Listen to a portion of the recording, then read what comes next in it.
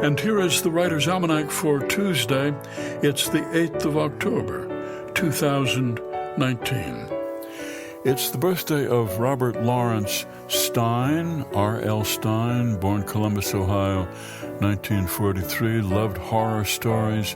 As a kid, he kept writing through college, moved to New York City, edited a humor magazine for a few years. When it folded, he decided to try horror, and his series for teenagers, Fear Street, became a huge success. So he wrote a series for younger kids, Goosebumps, and his sales went through the roof. He's written more than 100 books, sold more than 400 million copies. He said, "I was in my hometown of Columbus driving to a bookstore for a book signing. I was stuck in a huge traffic jam. I was worried I would be late. I was annoyed at all the traffic. When we finally approached the bookstore, I realized that the traffic jam was caused by all the people who were coming to see me." R.L. Stein said, "I'm really a writing machine. I have no rituals. I don't need a special desk or special background music. As long as I have a keyboard in front of me, I can write."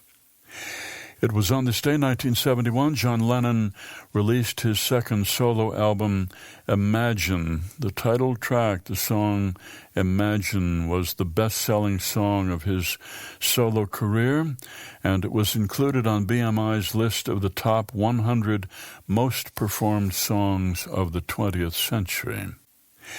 It was on this day, 2015, the Nobel Prize in Literature was awarded to the Belarusian journalist and author Svetlana Alexievich, who had covered the Chernobyl disaster, the Soviet war in Afghanistan, and compiled oral histories of people who experienced the collapse of the Soviet Union firsthand. And it's the birthday of the comic book writer Harvey Pekar, born in Cleveland, 1939.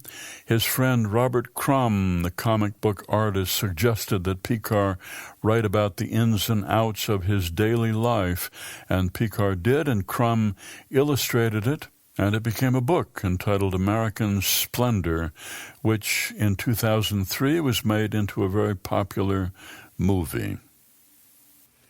Here's a poem by Danusha Lamaris, Small Kindnesses. I've been thinking about the way when you walk down a crowded aisle, people pull in their legs to let you by, or how strangers still say bless you when someone sneezes, a leftover from the bubonic plague. Don't die, we are saying. And sometimes when you spill lemons from your grocery bag, someone else will help you pick them up. Mostly, we don't want to harm each other. We want to be handed our cup of coffee hot and to say thank you to the person handing it, to smile at them and for them to smile back, for the waitress to call us honey when she sets down the bowl of clam chowder, and for the driver in the red pickup truck to let us pass.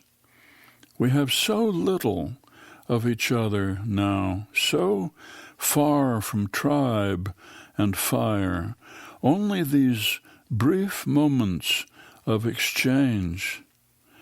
What if they are the true dwelling of the holy, these fleeting temples we make together when we say, here, have my seat.